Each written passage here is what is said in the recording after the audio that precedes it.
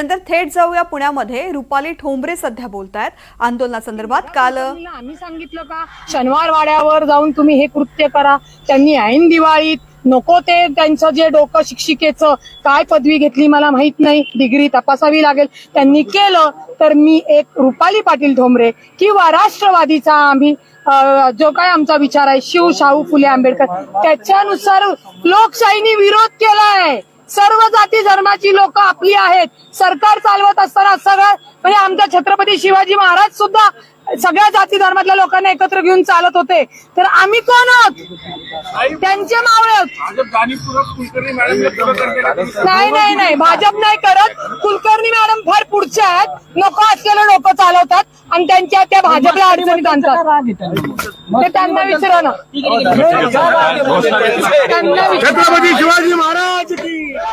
तर शनिवार वाड्यामध्ये काल मेधा कुलकर्णी यांच्यासोबत पतित पावन संघटनेनं आंदोलन केलं होतं। या ठिकाणी नमाज पठण करण्याचा व्हिडिओ समोर आल्यानंतर आणि आता त्या विरोधामध्ये अजित पवार गटाच्या नेत्या रुपाली ठोंबरे पाटील यांच्या नेतृत्वामध्ये ही आंदोलन करण्यात आलेलं आहे। ही दोन आंदोलनं काल झालेलं मेधा कुलकर्णी यांच्या नेतृत्वातलं आंदोलन आणि दुसरं आंदोलन आज रुपाली ठोंबरे पाटील यांच्याकडून केलं जातं।